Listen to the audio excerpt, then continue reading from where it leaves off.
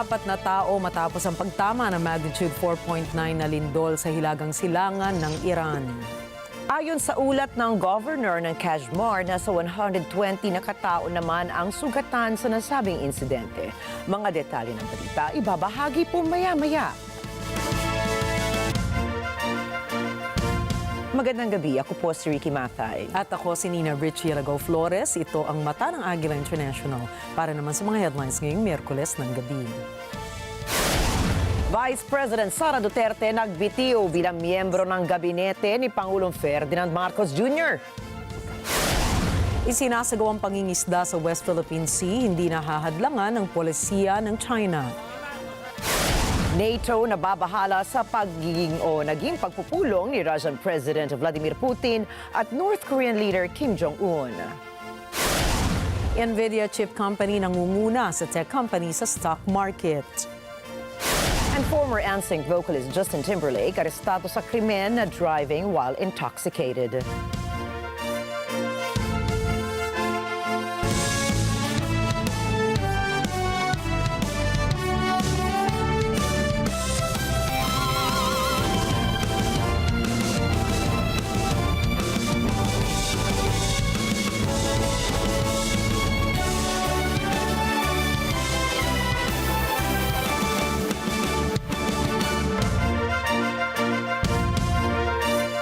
Nagbitiw sa panunungkulan si Vice President Sara Duterte bilang miyembro ng gabinete ng Administrasyong Marcos Jr. Nag-resign si VP Duterte bilang kalihim ng Department of Education o DepEd at Vice Chairperson ng National Task Force to End Local Communist Armed Conflict. Tumanggi namang magbigay ng dahilan si Duterte kung bakit siya ay nagbitiw. Samantala sa press conference sa DepEd ay sinabi ng Vice Presidente na may isang buwan pa siya para matiyak ang maayos na paglilipat ng kanyang tungkulin sa susunod na kalihim. Nilinaw naman ni Duterte na ang kanyang pagbibitiw ay hindi dahil sa kanyang kahinaan. Earlier today, June 19, 2024, I sought an audience with the President and tendered my resignation as the Secretary of Education effective July 19, 2024. Mga kababayan, ang aking pagbibitiw ay hindi lulan ng kahinaan, kundi dala ng tunay na malasakit para sa ating mga guro at kabataang Pilipino. Hindi man ako ang tumatayong kalihim ng edukasyon, mananatili akong isang ina na nagmamatyag at titindig para sa kapakanan ng bawat guro at bawat mag-aaral sa Pilipinas. Sa iba pang balita, patuloy ang pangingisda sa West Philippine Sea sa kabila ng no trespassing policy ng bansang China. Ayon sa Bureau of Fisheries and Aquatic Resources o BFAR nitong Martes, walang epekto ang nasabing polisiya sa produksyon ng pangingisda. Sinabi ni spokesperson Nazario Briguera, ito ay dahilan din sa hindi pagkilala ng Pilipinas sa Unilateral Declaration ng China. Binigyang diin naman ng BFAR official ang kahalagahan ng WPS pagdating sa produksyon at hanap buhay kaugnay sa pangingisda. Base po sa kanilang datos, ang WPS ay tahanan ng 400,000 na mga mangingisdang Pilipino. Matatanda ang sinabi ni Pangulong Ferdinand Marcos Jr. na hindi katanggap-tanggap ang naturang polisiya at gagawin niya ang lahat para maprotektahan ang mga Pilipino. Layunin ng no trespassing policy na arestuhin ang mga dayuhang papasok sa inaangking teritoryo ng China. Sinimulan na ng Air Force ng Pilipinas at United States ang ikalawang edition ng Cope Thunder exercises sa Clark Air Base sa Mabalacat, Pampanga. Ayon kay Philippine Air Force o PAF spokesperson Colonel Maria Consuelo Castillo, tinatayang nasa 1,000 PAF personnel ang kalahok sa pagsasanay na sentro sa palitan ng expertise ng dalawang bansa. Kabilang dito ang pagpaplano at pagsasagawa ng iba't ibang military missions kasama ang US Pacific Air Force. Ayon kay Castillo, layunin ng pagsasanay na maitaguyod ang interoperability ng sandatahang lakas lalo na sa pagsasanay sa pagsasagawa ng air at ground operations. Matitiyak din ito ang isang maayos na kolaborasyon at epektibong pagtugon sa mga real-world scenarios. Magtatagal ang joint drills para sa Cope Thunder 2024 hanggang June 28. Tinukoy ng Department of Agriculture o DA na makikinabang ang 30% sa target beneficiaries nito sa 29 piso kada kilo ng bigas sa mga kadiwa stores. Ayon kay Department of Agriculture Assistant Secretary Ernel de Mesa, karamihan po sa target population ng subsidized rice sale ay ang mga mahihirap, senior citizens, persons with disability at mga benepisyaryo ng 4Ps at maging ang solo parents. Paliwanag pa ng DA official, tatapusin na ang mga pamantayan para sa pagbebenta ng naturang bigas at distribusyon nito. At mula rito, pag-aaralan ang bilang ng kada kilogramo ng bigas na ipamamahagi buwanan. Ayon sa ahensya, sa ngayon, pinapayagang makabili ng 3 kilo kada mamimili ng 29 pesos na kada kilo ng bigas sa mga piling kadiwa stores kung saan prioridad ang mga naturang target population bilang trial sale. Asahan naman sa buwan ng Agosto ang pag-arangkada ng subsidized pricing scheme sa bigas sa bisa ng kontrata ng National Irrigation Administration sa mga kooperatiba ng mga magsasaka. Inaprubahan ng Department of Budget and Management o DBM ang 141 medical vehicles na hinihiling ng Department of Health. Ayon sa DBM, inaprubahan ni Budget Secretary Amena Pangandaman ang authority to purchase motor vehicles na nagkakahalaga ng 387 million pesos noong June 11. Kabilang sa mga bibilihin na sasakyan ay parehong land at sea ambulances, pati na rin ang mga passenger vans. Bahagi ang pagbili ng mga sasakyang ito sa Health Facilities Enhancement Program na naglalayong tugunan ang mga kakulangan sa serbisyo ng kalusugan at gawing mas accessible ang mga pasilidad at serbisyo. Ayon kay Secretary Pangandaman, ang pagpapalakas ng responsiveness sa mga health emergencies ay mahalaga, lalo na sa mga lugar kung saan mahirap puntahan ng mga walang sasakyan.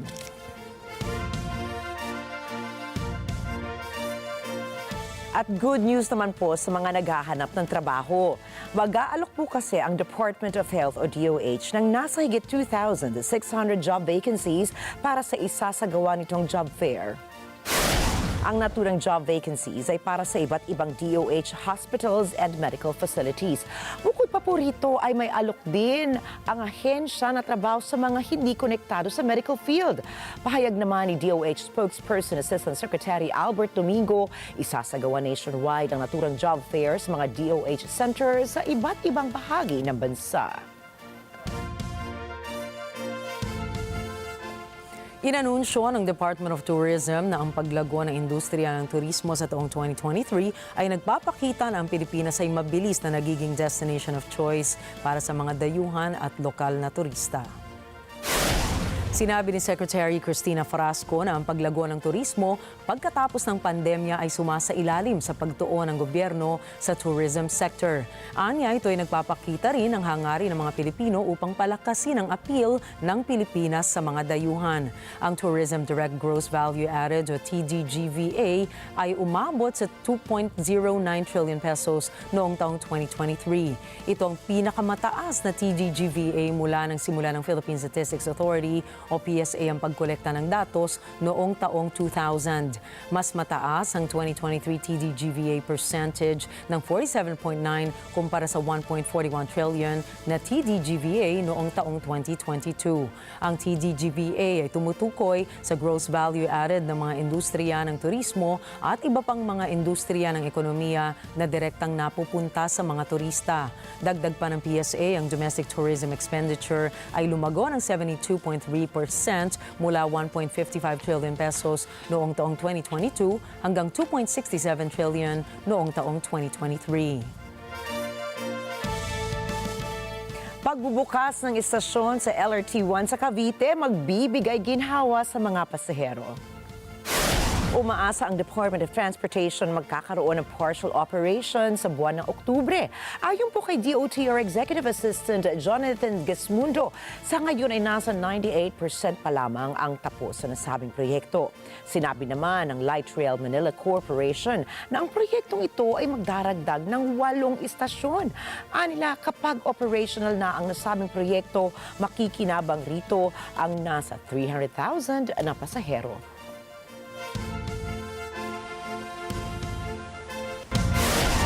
Susunod, nababahala ang Estados Unidos sa gawain ng China sa West Philippine Sea.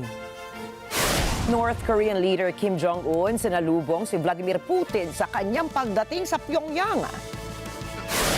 At Israeli Prime Minister Benjamin Netanyahu may patutsada kay Joe Biden. Detalye ng mga balitang yan sa pagbabalik ng Mata ng Agila International.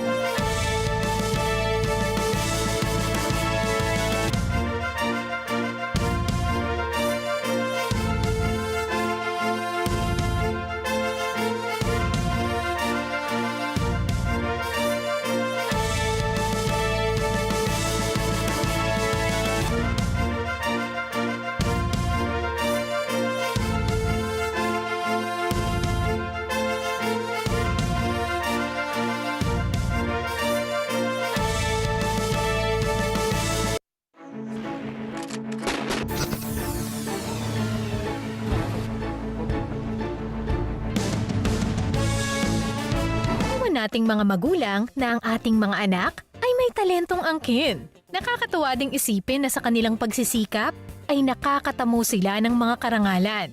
Lahat ng pagod ay napapawi. Suporta at pagmamahal natin ang lalong nakakapagpatibay na maabot ang kanilang mga pangarap.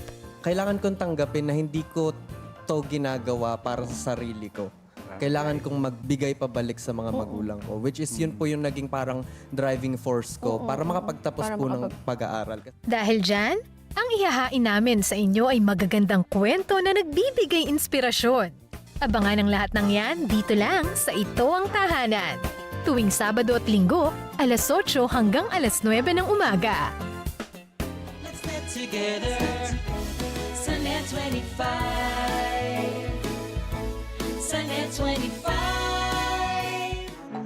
Ang amiga ng bayan na palaging maaasahan at mapagmahal na kaibigan. Magdiriwang ng kaarawan. Makisaya sa amin dahil bukas na yan.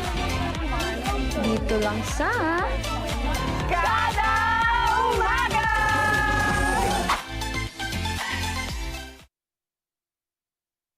Let's get together sa Net 25. Sa Net 25.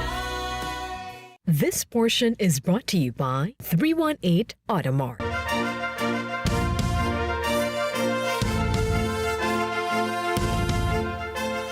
Tinawag ng Estados Unidos na reckless sa mga aksyon ng China sa South China Sea.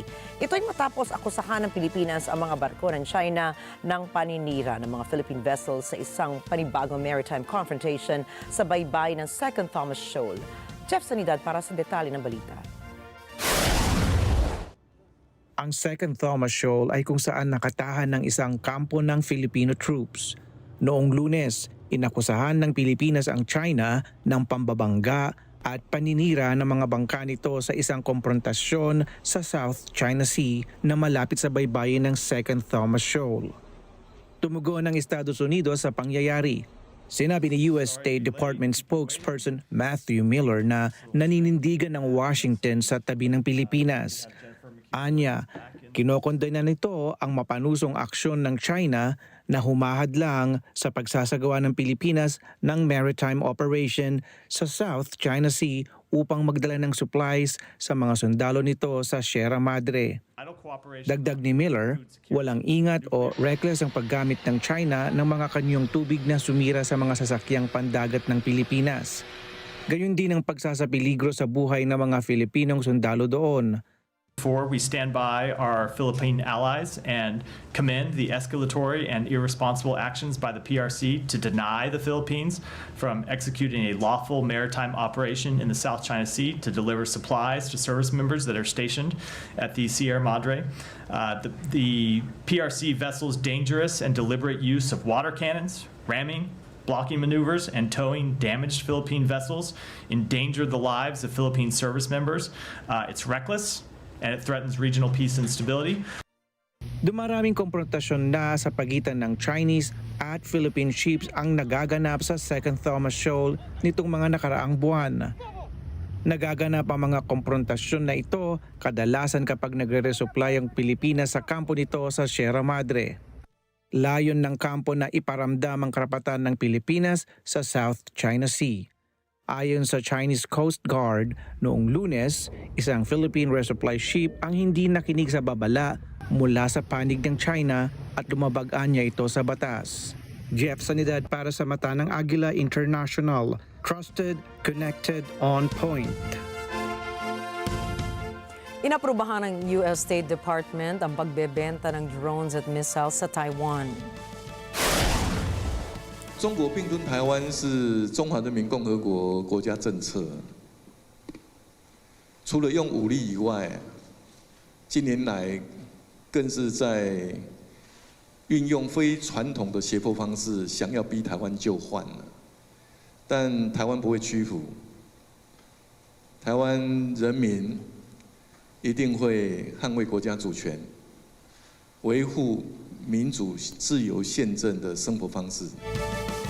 Ayon sa Defense Security Cooperation Agency ng Pentagon, ang pinag-uusapan ay tinatayang nagkakahalaga ng $360 million ang posibleng loadout na nais bilhin ng Taiwan.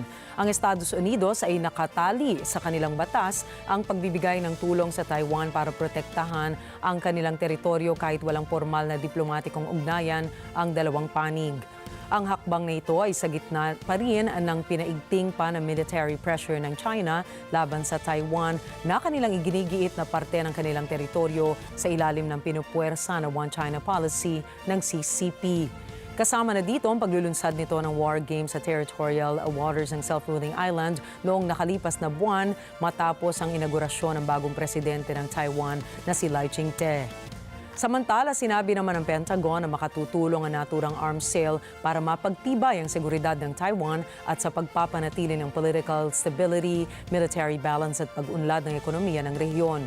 Kabilang sa mga armas na posibleng ibibigay ng US sa Taiwan ay ang Switchblade 300 anti-personnel anti-armor loitering munitions at kaugnay pang kagamitan na nagkakahalaga ng tinatayang $60.2 million, ang Altius 600 MV drones at karagdagang kagamitan na nagkakahalaga ng $300 million.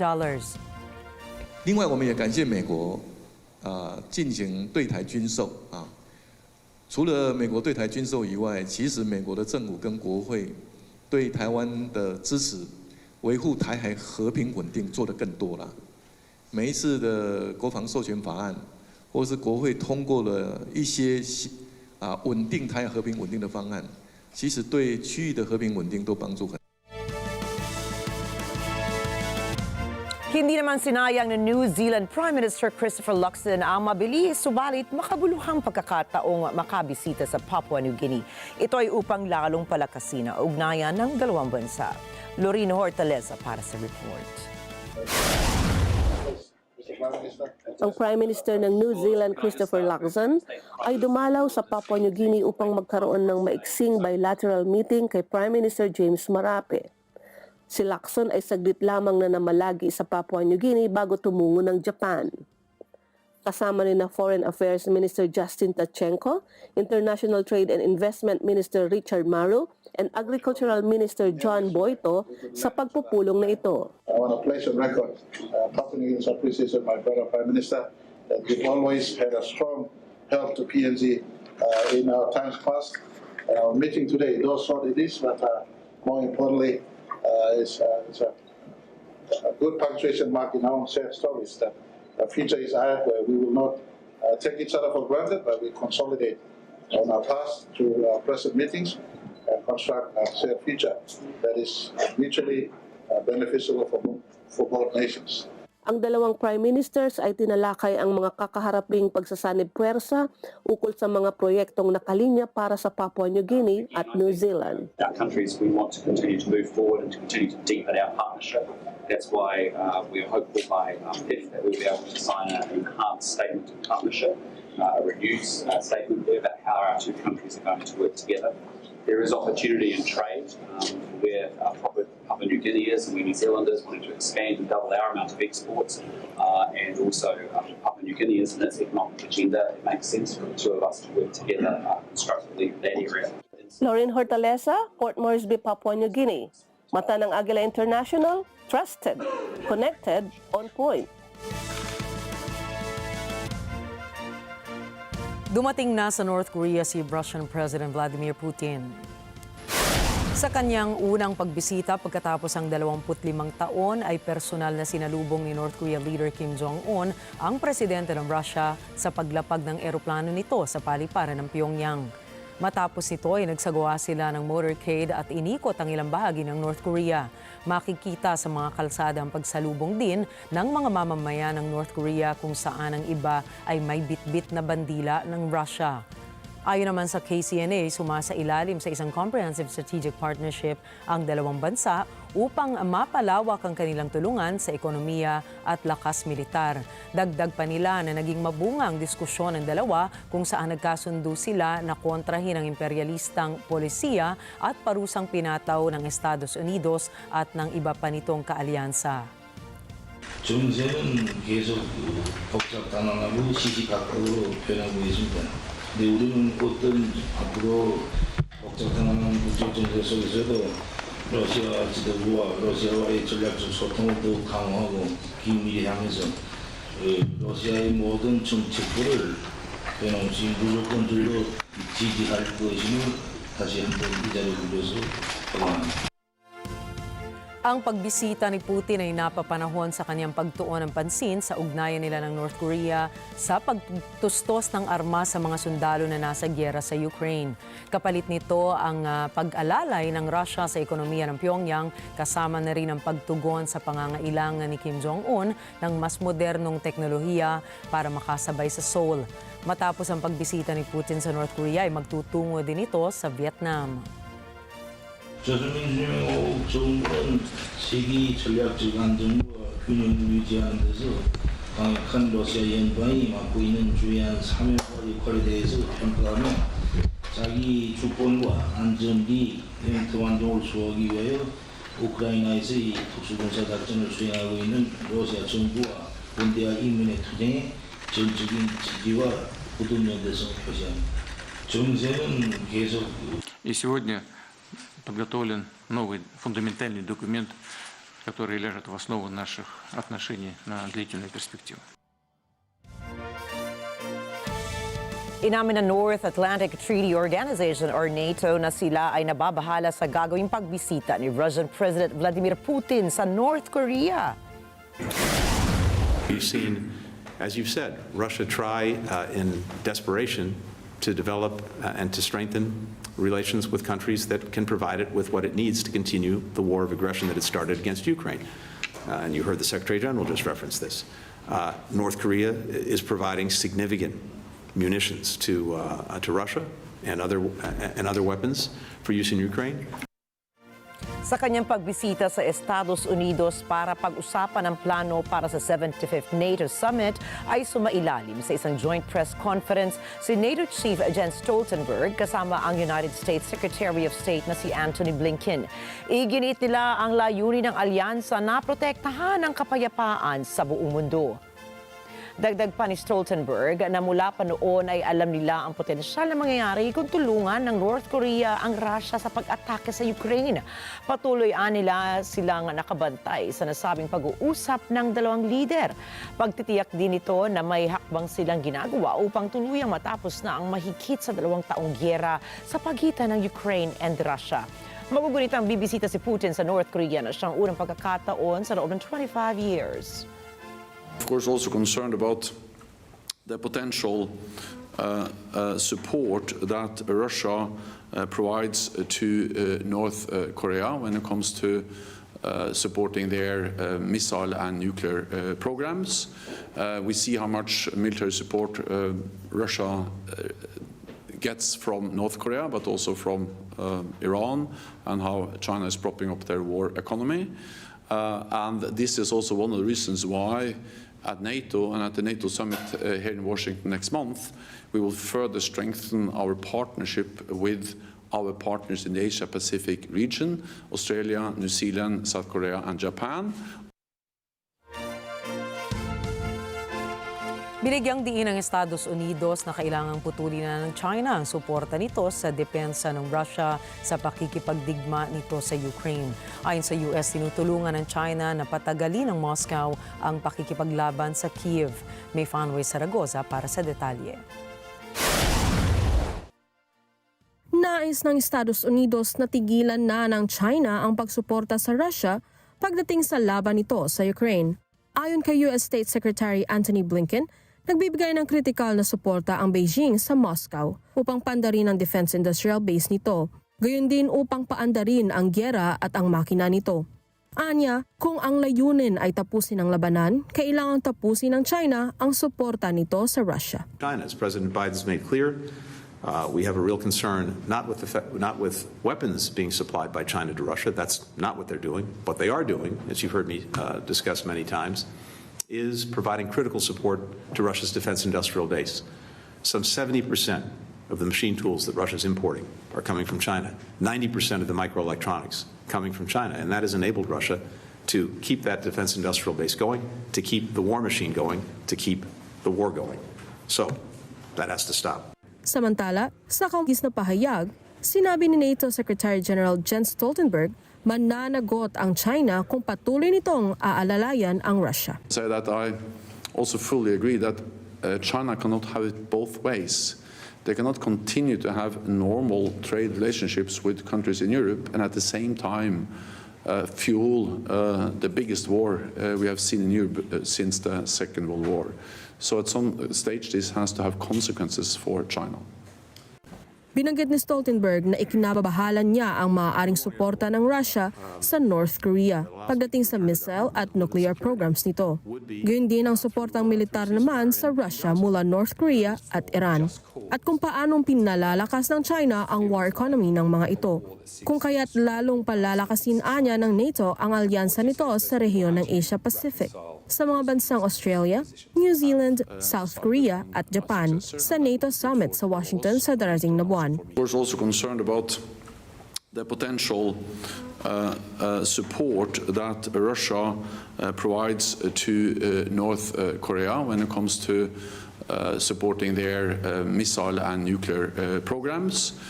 We see how much military support Russia gets from North Korea, but also from Iran, and how China is propping up their war economy.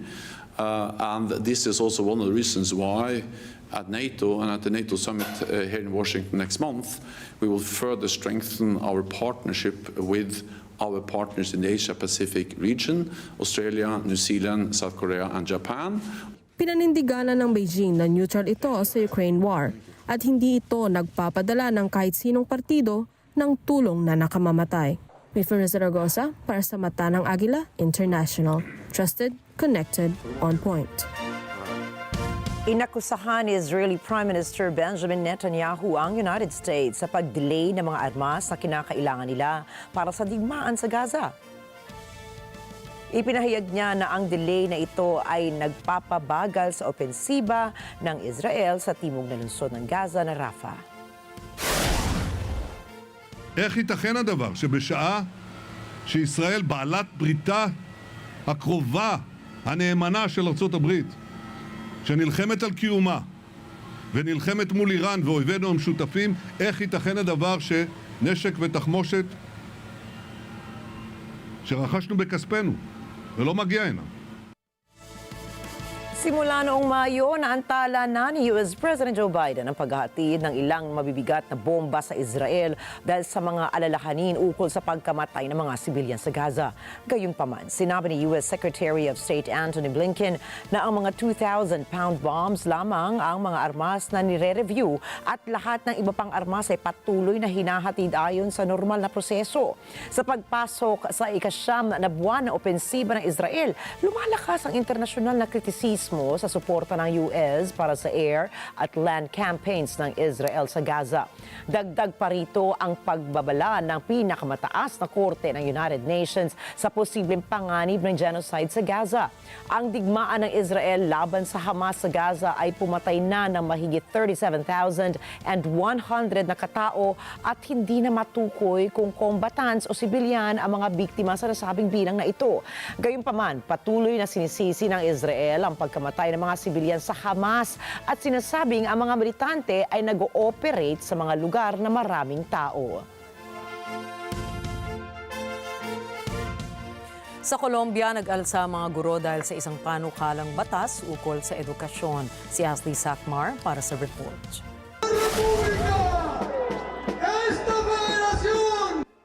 Nais ng daan-daang mga gurong ito na pawalang bisa ang Education Reform Bill. Nananawagan sila sa Kongreso na iatras ang panukalang batas na inaprubahan na sa Senado ng Colombia.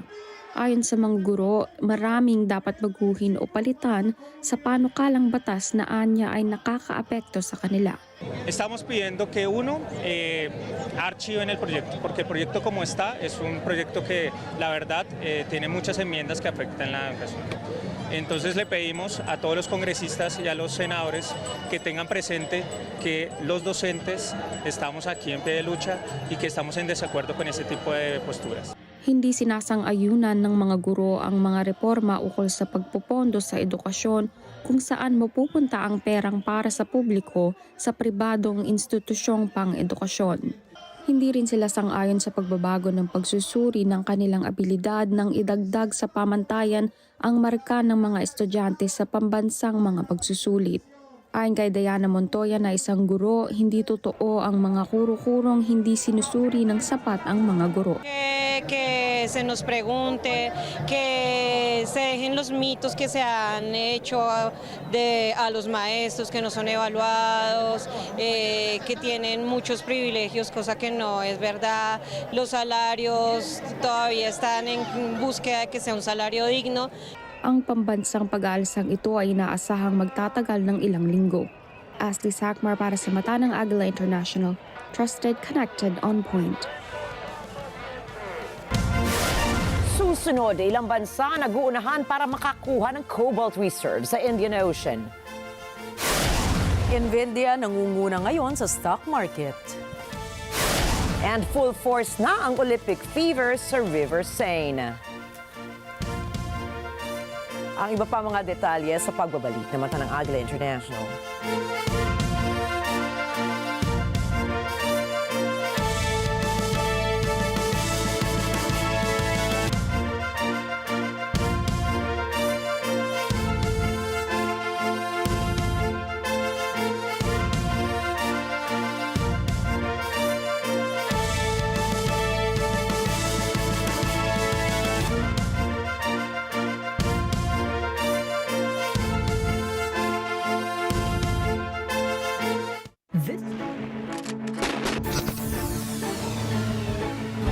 Alam namin ang iyong pagsisikap. Dama namin ang iyong mga sakripisyo. Kita namin ang pagharap mo sa bawat pagsubok. Kaya sa kabila ng mga hamon ng buhay, nandito kami para umalalay. Kasi katulad mo, gusto rin namin ang magandang bukas para sa kanya. Hatid namin ang dekalidad na edukasyon at makabagong pasilidad sa abot kayang halaga. Kaya huwag ka nang mangamba. Sasamahan ka namin tuparin ang mga pangarap niya.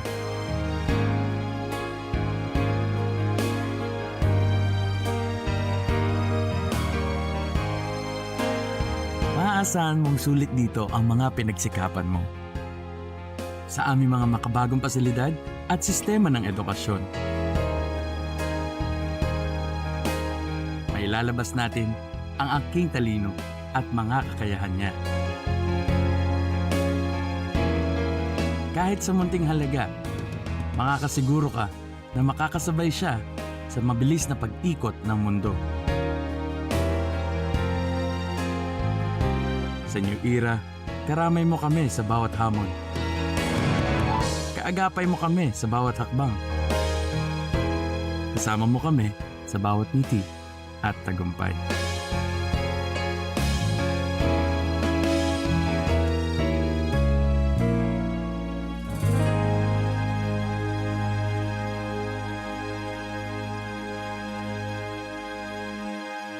This portion.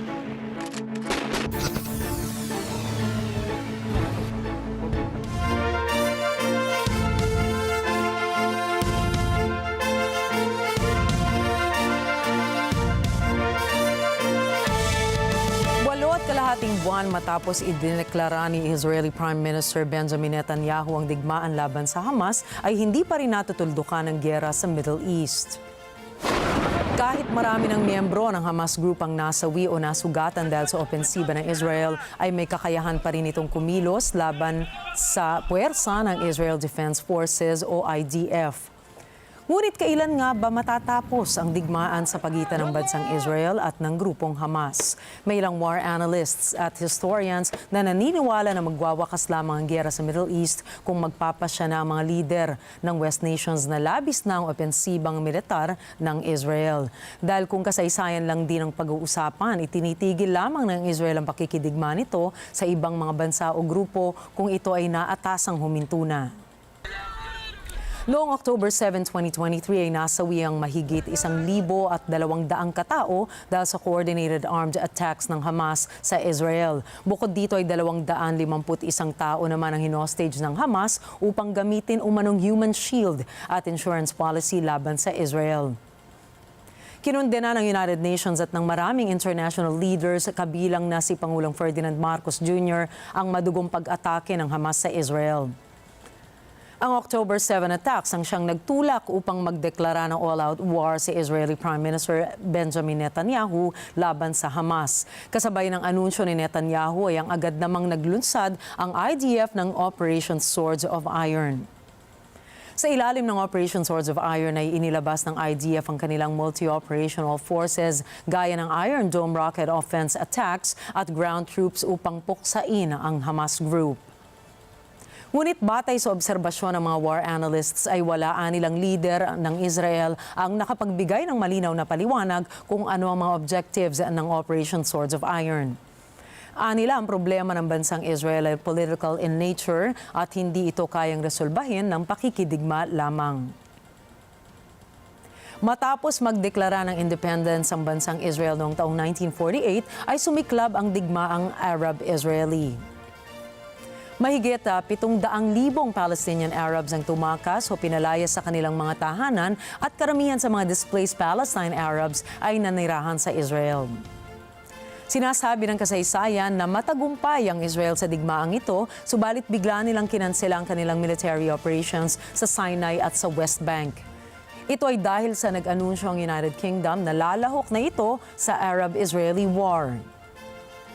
Noong taong 1956 ay nagkaroon ng secret alliance ang Israel kasama ang United Kingdom at France. Sinalakay ng tatlong bansa ang Egypt at sinakop ang Sinai Peninsula at ang Gaza Strip.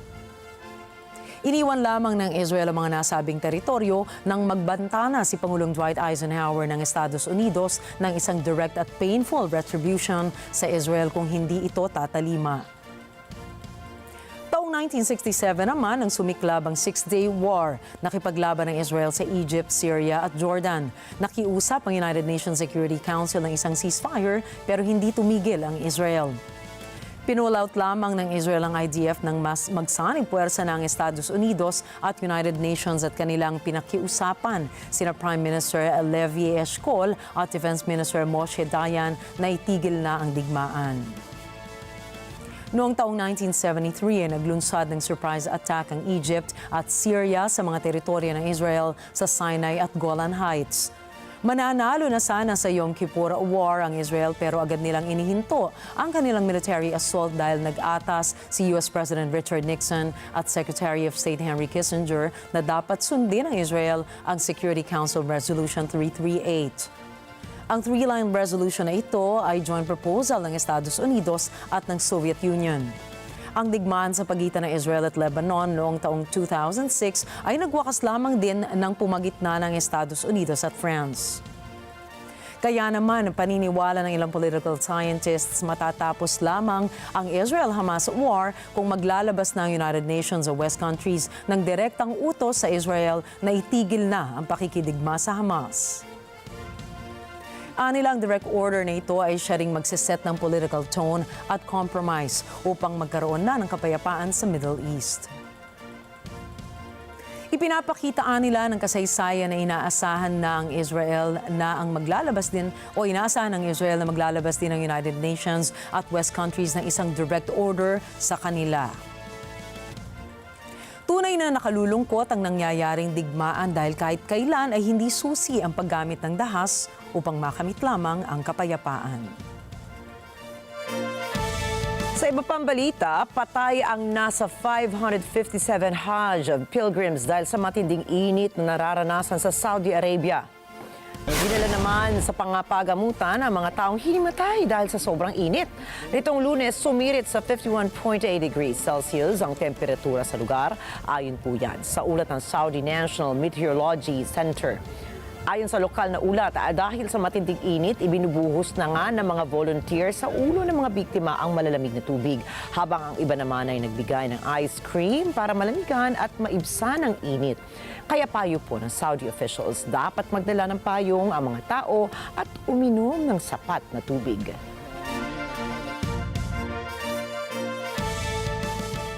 Patay ang 4 na tao habang sugatan naman ang nasa 120 matapos ang pagtama ng magnitude 4.9 na lindol sa ilagang silangan ng Iran.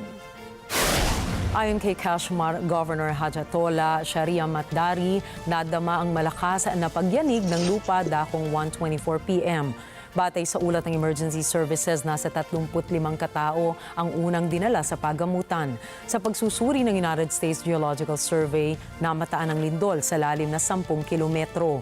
Magugunitaring nalindol ang Iran nung nakaraang taon sa lakas ng magnitude 5.9, kung saan 3 ang nasawi at 800 naman ang naitalang nasaktan malapit sa border ng Turkiye. Taong 2003 naman, niyanig ang syudad ng Bam sa Iran ng magnitude 6.6 na lindol, kung saan higit 31,000 katao ang namatay. At naghahanda na po ang Vietnam na tanggapin si Russian President Vladimir Putin na posibleng magdala ng mga benepisyo at panganib rin para sa mga leader ng Hanoi. Inaasahang darating si President Putin sa Hanoi na Miyerkules ng gabi mula sa isang pagbisita sa Pyongyang, kung saan nakipagkita siya kay Kim Jong-un ng North Korea. Nakita ang mga pulis na nakadeploy sa dose-dose ng mga kalye ng Hanoi mula sa paliparan patungo sa downtown area ilang oras bago ang inaasahang pagdating ni Putin. Tradisyonal na isa sa pangunahing military suppliers ng Vietnam ang Russia, kung kaya't susubaybayan ang mga posibleng anunsyo ng anumang kasunduan sa armas. Inaasahan din na mag-aanunsyo si President Putin ng mga kasunduan sa mga sektor katulad ng trade, investment, technology at edukasyon.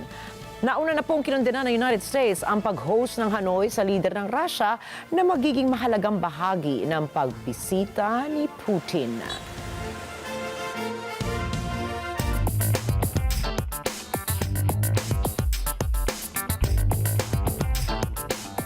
Nangunguna ngayon ang Nvidia sa ibang tech companies. Sa kasalukuyan, ang chip company na ito ang most valuable publicly traded na kumpanya sa buong mundo. Ito ay sa kasagsagan ng mataas na demand para sa artificial intelligence. Si Myla Simbulan para sa report. Nitong nakaraang 18 buwan, tuloy-tuloy na pag-akyat ang timasa ng Nvidia chip company sa panahong mabentang-mabenta ang artificial intelligence. Tumalon sa 3.5% ang value ng kumpanya na nagresulta sa market capitalization nito ng nasa $3.3 trillion. Lumampas ng bahagya ang value ng Nvidia sa Microsoft at Apple. Sa pangunguna ni Jensen Huang, pumalaot ang kita ng California-based company dahil sa sobrang in-demand na GPU chips nito na nagpapaandar sa teknolohiya ng artificial intelligence. Noong Mayo, sinabi ng Nvidia na ang net profit nito ay nasa $14.9 billion na. Samantalang ang revenue nito na $26 billion ay halos 4 na ulit na kumpara sa kinita nito sa kaparehong fiscal quarter noong 2023. Ayon sa Wedbush Securities, ang GPU chips ng Nvidia ay masasabing bagong ginto o langis sa sektor ng teknolohiya habang papunta na ang mundo sa ika-4 na Industrial Revolution. Myla Simbulan, mata ng Agila International. Trusted, connected, on point.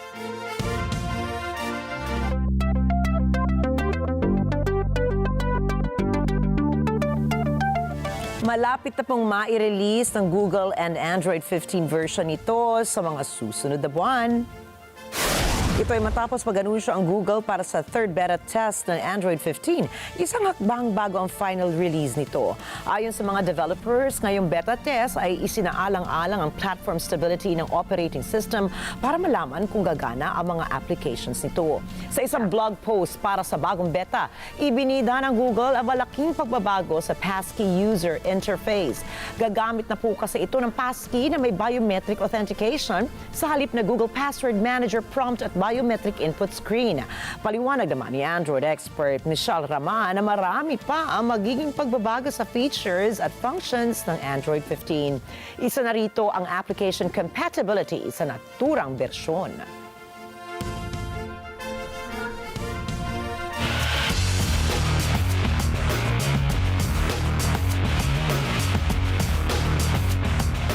Pumanaw na ang baseball legend ng San Francisco Giants na si Willie Mays sa edad na 93. Sa isang post sa X, ipinamalita ng San Francisco Giants ang pagkamatay ng Baseball Hall of Famer nitong Martes ng hapon. Nagpahayag naman ng pakikiramay ang Major League Baseball at sinabi nitong heartbroken ito sa kamatayan ng one of the most exciting all-around players in the history of baseball. Magugunitang idineklarang League's Most Valuable Player o MVP si Mays ng 2 beses at ipinanalo rin ito ang World Series kasama ang San Francisco Giants taong 1954.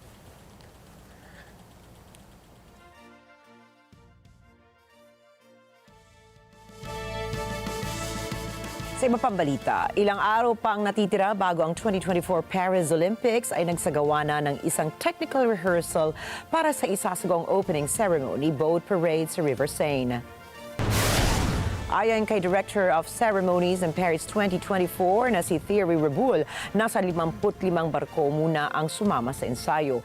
Paliwanag po na opisyal ang kasama sa aktual na opening ceremony ay nasa 180 na barko, 10,000 mga atleta at nasa 326,000 na manonood. Subalit nag-abiso ng mga otoridad na mas pahihigpitin ang seguridad sa naturang aktibidad. Ide-deploy ang nasa 45,000 pulis at 18,000 mga sundalo para magbantay at ipatupad ang kaayusan sa oras ng Paris Olympics.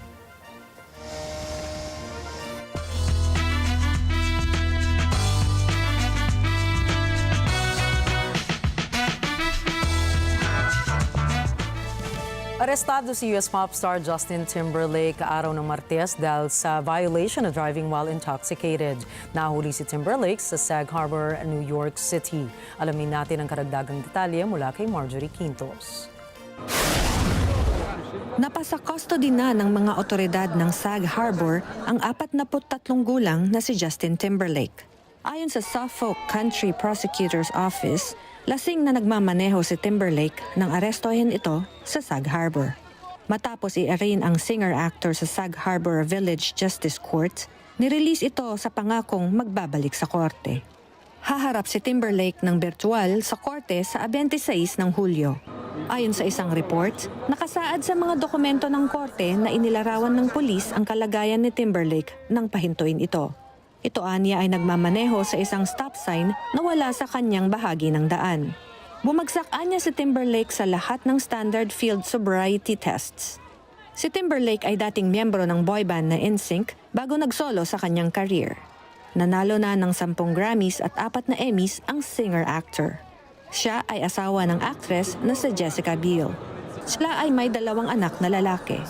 Marjorie Quintos, Mata ng Agila International. Trusted, connected, on point.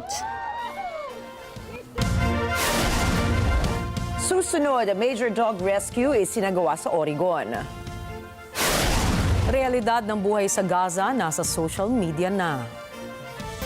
At abangan ang iba pa mga istorya pagdating ni Ama Angeles at ng Net 25 World News. Marami po tayong balita sa pagbabalik ng Mata ng Agila International.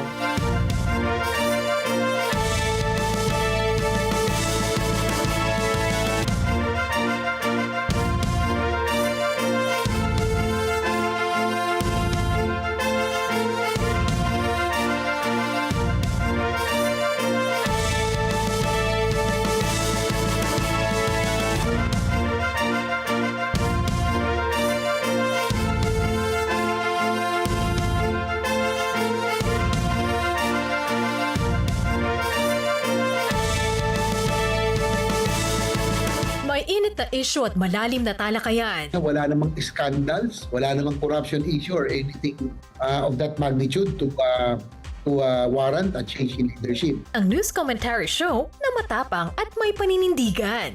Ito ngayon may Chinese mafia, nakakakuha ng mga authentic na Filipino birth certificate. Well, ako because nga sabi ko, ibabalance mo lang naman yan eh. So, maging mas stricto lang tayo, siguro taasan natin yung ante. Ano sa palagay nyo? Monday to Friday, 8 to 10 a.m. Dito lang sa Net 25. Let's get together sa Net 25. Sa Net 25.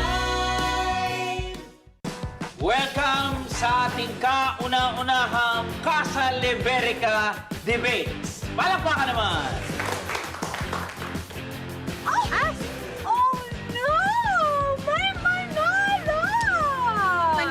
Manolos yan? Hey you, clean this. Pag maliit ang kumot, dapat bang mamaluktot o hindi? Oo naman. Kayo ba? Gusto niyo ba magtiis? Kayo? Ha? Anong gagawin? Ano ko siya? At hindi ko sila utusan at hindi namin tubahay, okay na? You're still the same, Rina. The loser, Rina! Tigilan niyo ako, itatapon ko to sa mukha nito. Sige, boss mo! Let's get together sa Net 25. Sa Net 25.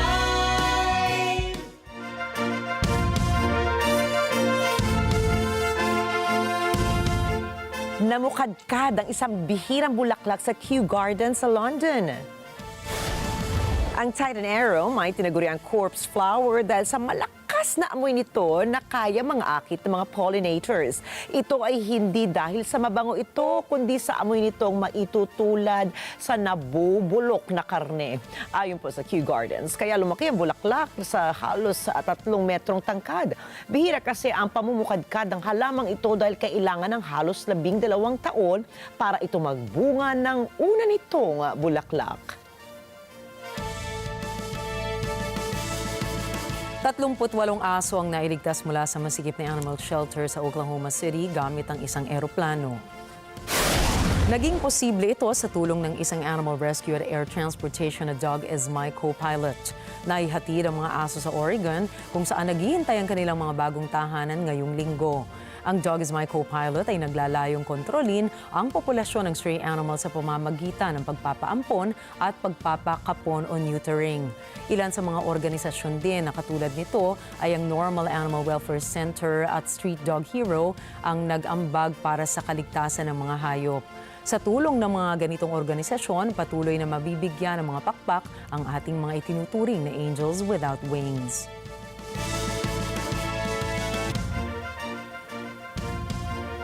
Pagharap sa kamera ang nakahidigan ng isang 19 na taong gulang kabilang ang iba pang content creators na mula po sa Gaza. Sinimulan ni Medora Halimi na magdokumento ng kanyang tent life sa Gaza dulot ng digmaan doon. Ang mga content creators kagaya ni Halimi ay gumagamit ng mga pang-araw-araw na vlog para ibahagi ang kanilang aktwal na pamumuhay. Tinangkilik ito ng mga tao dahil ipinapakita nito ang alternatibong pananaw kung paano namumuhay sa gitna ng digmaan sa Gaza at para maipakita rin ang kanilang tunay na kalagayan doon. Naging kasangkapan din ito ng mga mamamahayag bilang mga pangunahing pinagkukunan ng impormasyon at daan upang makalikom ng pondo para matulungan ng mga tao at bigyang kamalayan sa kanilang nararanasan. Subalit ilan sa kanilang mga manonood ay duda sa kanilang mga inilalabas na mga videos. Ayon kay Phil Ranta, Chief Operating Officer ng Digital Media, ang mga vlog mula sa mga creators ay pamilyar sa mga taong naninirahan mismo sa Gaza. Tumugon naman ang mga creators sa mga komento na ang kanilang mga video ay nagpapakita ng kanilang totoong karanasan sa araw-araw at maaaring hindi sila nauunawaan sa kanilang nararanasan sa aktwal na digmaan. Dagdag pa niya, nakikita nilang nagsasaya ako sa isang 50 segundong video at nakakalimutan namin ang buong araw ng mga paghihirap na hindi ko na ipinapasilip sa kanila.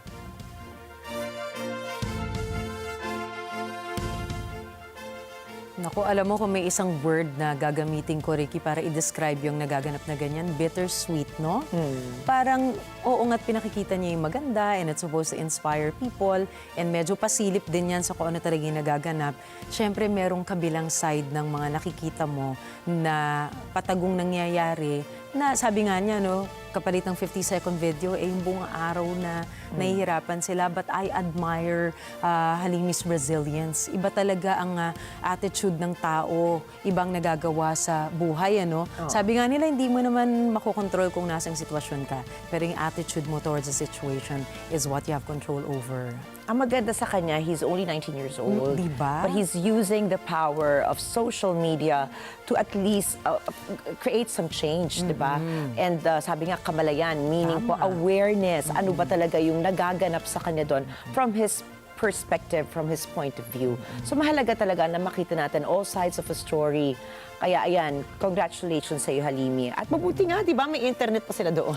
Na-amaze nga ako kasi medyo yun na nga, parang medyo makakalimutan mo kung ano yung pinagdadaanan nila na struggle on a daily basis ito, ha?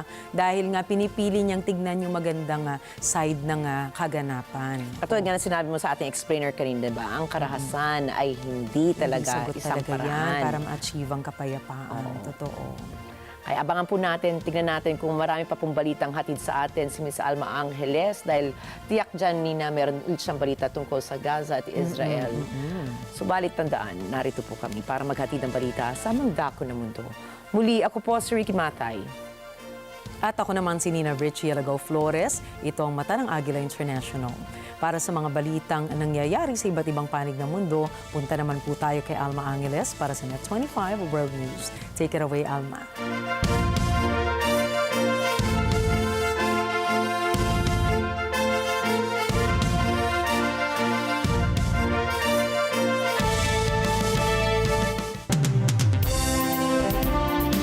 Thank you, Nina and Ricky. Good evening, everyone. I'm Alma Angeles for Net 25 World News. On tonight's headlines. Vice President Sara Duterte announced her resignation as Education Secretary, emphasizing it was driven by her concern for teachers and the youth rather than a sign of weakness.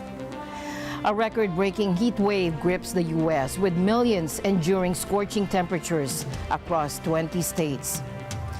China criticizes the U.S. for spreading false information after Secretary of State Antony Blinken called for Beijing to halt support for Russia's defense industry. Boeing CAO faces lawmakers on Capitol Hill alongside families who lost loved ones in Boeing flights. What message did he convey to them? Following talks in Pyongyang, Russian President Vladimir Putin announced a new treaty between North Korea and Russia, providing for mutual assistance against aggression. President Joe Biden announces a citizenship pathway for 500,000 immigration married to U.S. nationals, a move seen as balancing his recent crackdown on illegal border crossings. Starting July 1, Japan will introduce measures to combat over-tourism on Mount Fuji, including an online booking system limiting daily entries to 4,000 people, a $13 fee, and a checkpoint gate to manage congestion on the Yoshida Trail.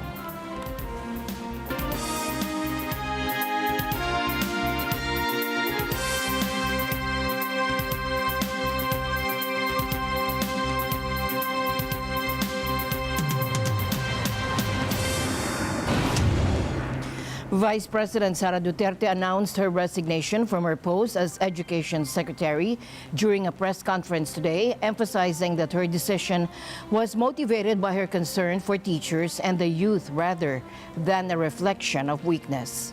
Speaking from her office in Pasig City, Duterte expressed her intention to ensure a smooth transition for the next leader of the agency. Ngunit anumang kwento, kahit gaano kaganda, ay sadyang nagtatapos rin. Earlier today, June 19, 2024, I sought an audience with the President and tendered my resignation as the Secretary of Education effective July 19, 2024. I have given my 30-day notice to ensure the proper and orderly transition for the benefit of the next Secretary. Mga kababayan, ang aking pagbibitiw ay hindi lulan ng kahinaan, kundi dala ng tunay na malasakit para sa ating mga guro at kabataang Pilipino. Under Duterte's leadership, the DepEd has launched its Matatag agenda to address the challenges in the quality of the education sector. The Matatag agenda stands for Make the Curriculum Relevant to Produce Competent and Job-Ready, Active and Responsible Citizens. Take steps to accelerate delivery of basic education facilities and services. Take good care of learners by promoting learner well-being, inclusive education and a positive learning environment, and give support to teachers to teach better. President Marcos appointed Duterte as Education Secretary upon their assumption to office on June 30, 2022. President Marcos and Duterte ran and won convincingly under the Uniteam coalition in the 2022 election. Bagamat hindi ako magpapatuloy na mamamahala sa kagawaran, patuloy pa rin nating itataguyod ang kalidad ng edukasyon na nararapat para sa Pilipino.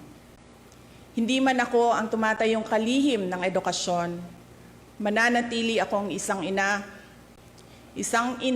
na nagmamatyag at titindig para sa kapakanan ng bawat guro at bawat mag-aaral sa Pilipinas. In a weather event unlike any other, a record-breaking heat wave is gripping the U.S. Millions sweltering under scorching temperatures as the brutal heat stretches across 20 states. In a dangerous and unprecedented weather event, over 70 million Americans are sweltering under a record-breaking heat wave.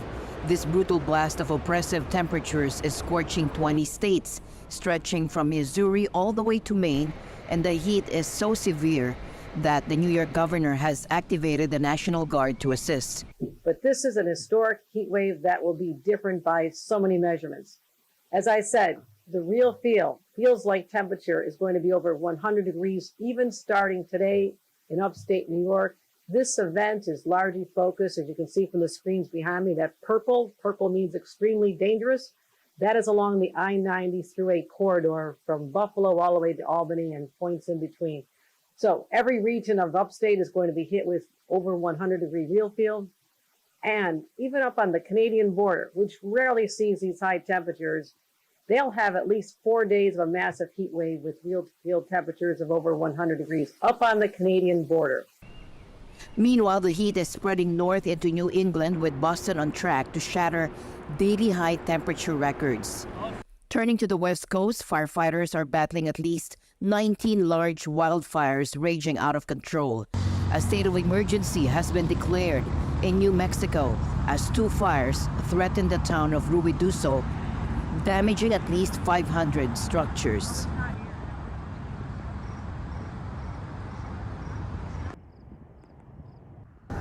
Back in New York City, officials are extremely concerned about the intensity and duration of the heat wave.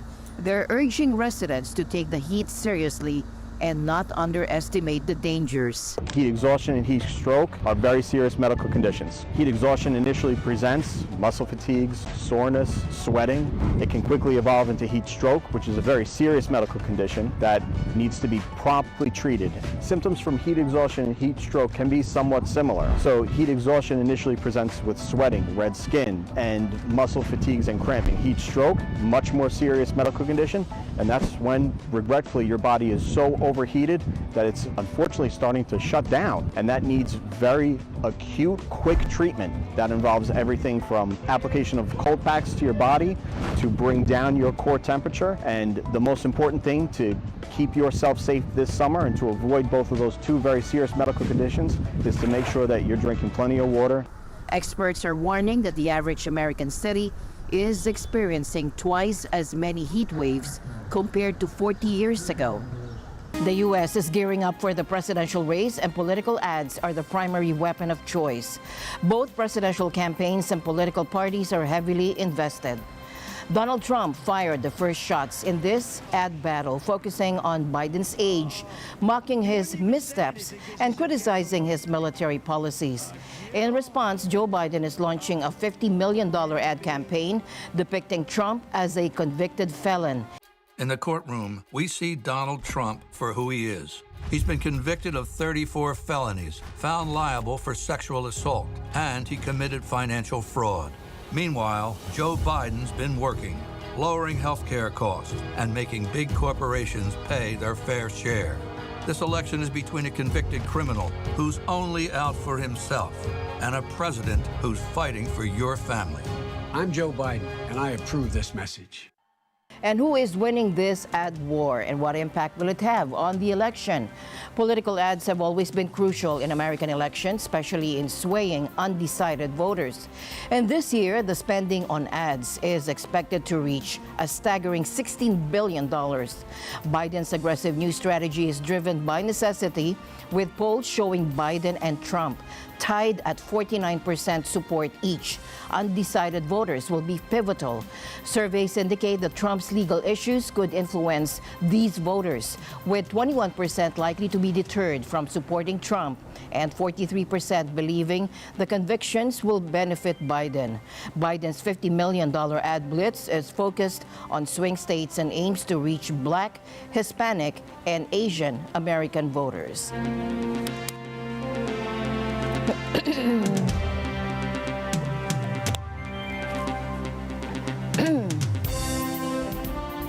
China has expressed opposition to what it calls the United States spreading of false information, following U.S. Secretary of State Antony Blinken's statement that Beijing's support for Russia's defense industry must stop. China, as President Biden's made clear, we have a real concern not with weapons being supplied by China to Russia. That's not what they're doing. What they are doing, as you've heard me discuss many times, is providing critical support to Russia's defense industrial base.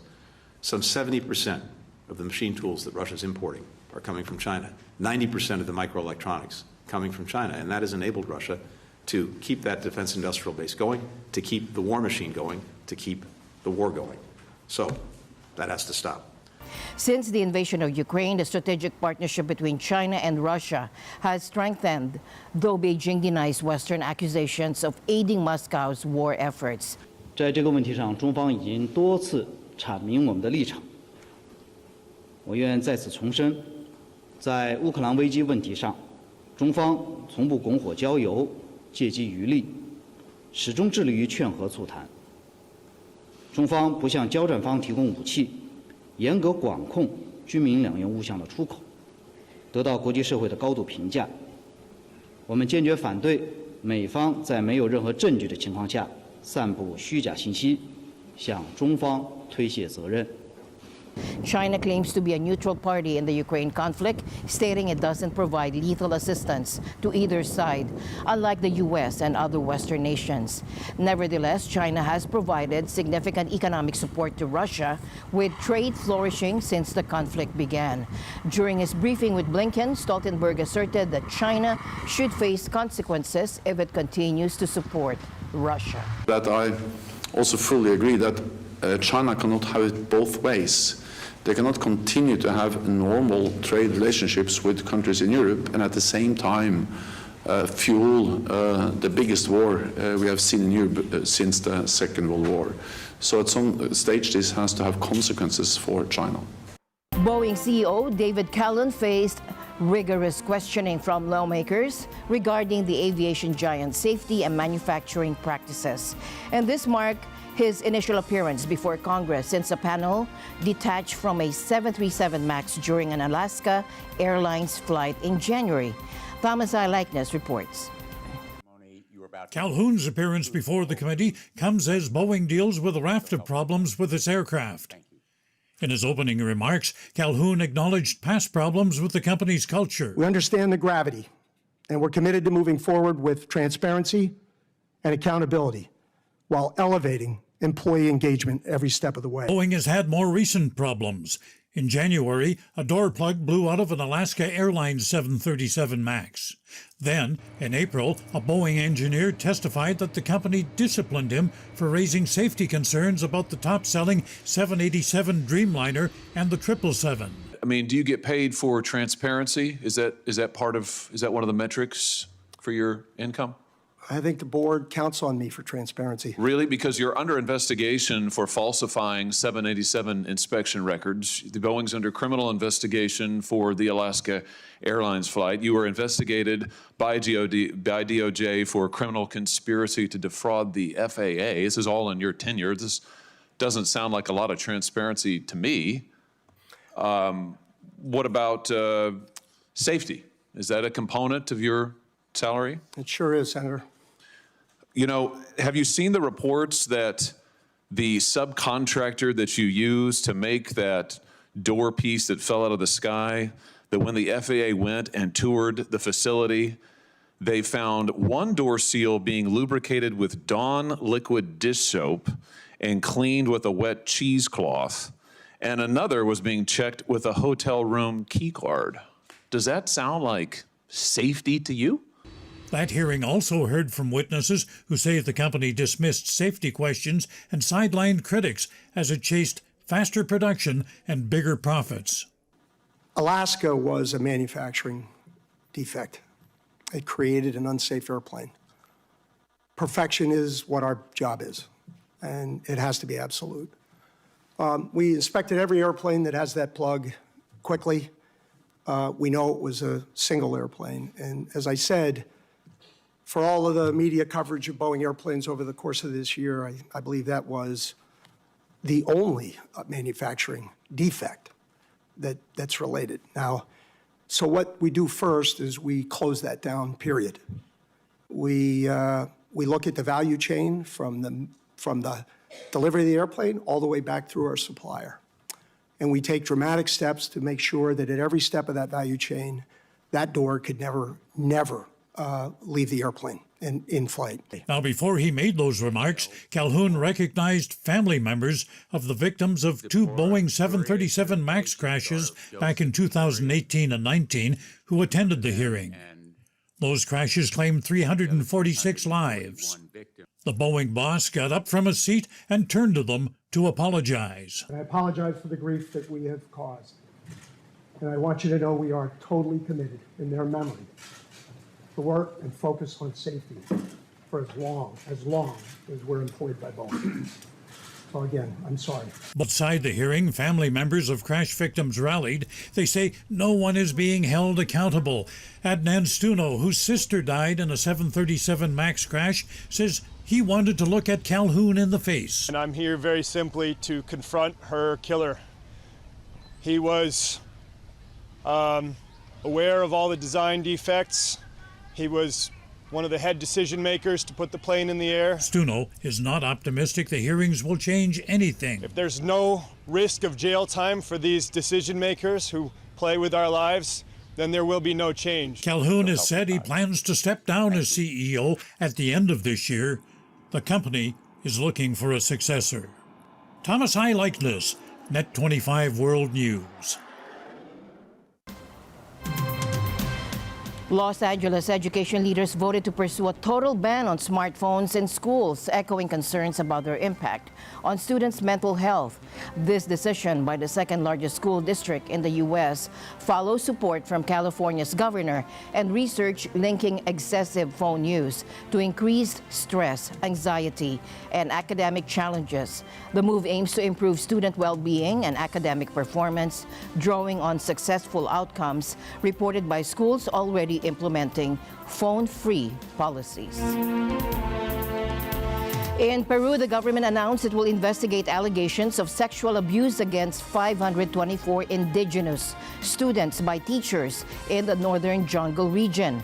The abuse, dating back to 2010, involves boys and girls from the Awasan community attending public schools in Condorcanqui near Ecuador. President of the Council of Ministries, Alberto Adrianza, emphasized the need for a thorough investigation and promised comprehensive health care for the victims, many of whom may be infected with HIV. aquellas víctimas de estos hechos van a tener que recibir atención integral para protegerlas, en primer lugar, por la afectación psicológica que hayan podido padecer y en segundo lugar, también a la afectación a la salud si han sido contagiadas con el virus del VIH. Rosemary Pio, president of the Awan Women's Council, called the situation a Holocaust and revealed that 60% of the victims could be pregnant or single mothers. Public outrage has been fueled by ministers who downplayed the incident as cultural practices. Education Minister Morgan Cuero and Women's Minister Agila Hernandez faced backlash for their comments, with Pia firmly stating that rape is not a cultural practice in their community. So far, 111 teachers have been removed, 72 acquitted, and 4 temporarily dismissed. The Ombudsman's office has urged immediate action to support the victims and remove the accused teachers. Coming up next, after talks in Pyongyang, Russian President Vladimir Putin announced a new treaty with North Korea, offering mutual assistance in case of aggression. President Biden unveiled a pathway to citizenship for 500,000 immigrants married to U.S. citizens, aiming to balance recent border security measures. Filipinos in Perth are celebrating the 126th Philippine Independence Day in grand style. And to tackle over-tourism, Japan implements new measures on Mount Fuji starting July 1st. All these and more when we come back. Ang amiga ng bayan na palaging maaasahan at mapagmahal na kaibigan. Magdiriwang ng kaarawan. Makasaya sa amin dahil bukas na yan. Dito lang sa Kada Umaga!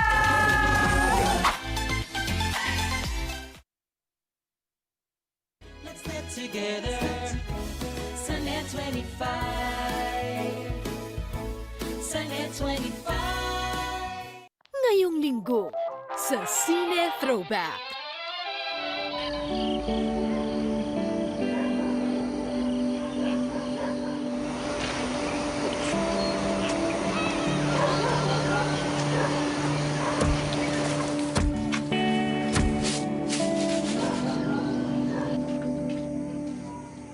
Kulang to pambili ng bini para sa sunod na taon.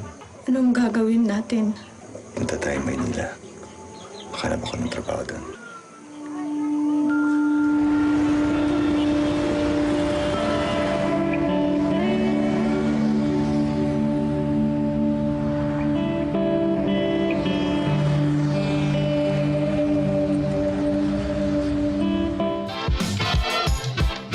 Ngayong linggo, alas 12 ng tanghali. Dito lang sa Net 25. Let's get together. Sunday 25.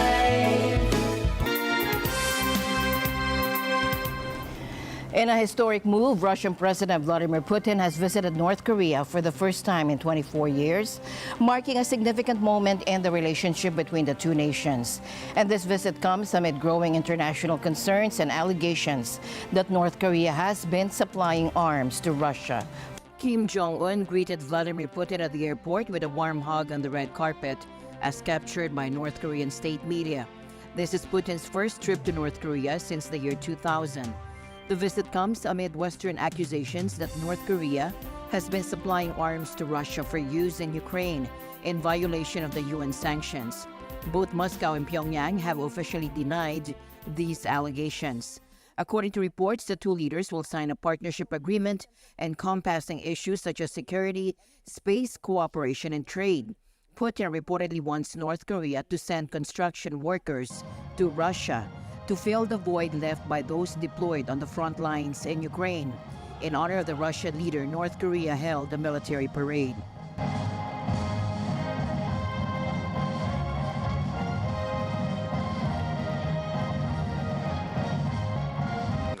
Мы высоко ценим последовательную и неизменную поддержку вами российской политики, в том числе на украинском направлении.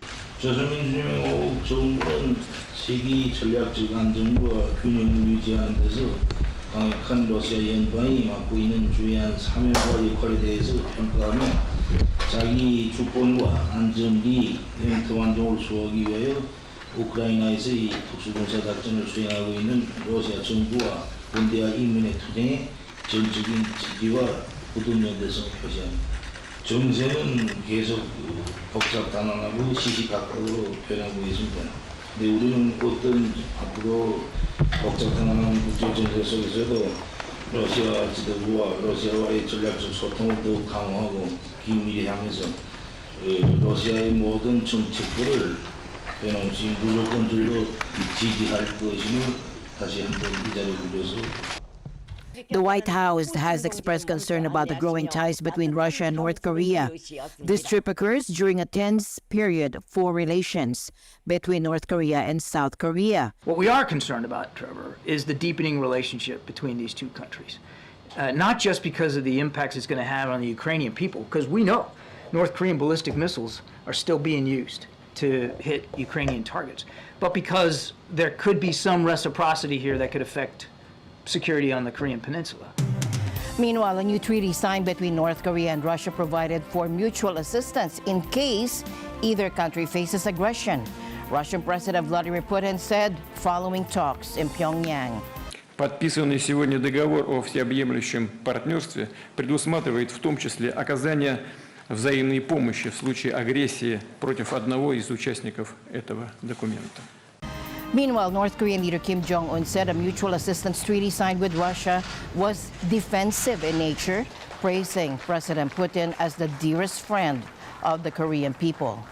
Russian President Vladimir Putin said that he does not rule out military technical cooperation with North Korea. Российская Федерация не исключает для себя развитие военно-технического сотрудничества с Корейской Народно-Демократической Республикой в соответствии с подписанным сегодня документом. President Joe Biden attempted a political high wire by announcing a citizenship pathway for 500,000 immigrants married to U.S. nationals in a counterweight to his recent crackdown on illegal border crossers.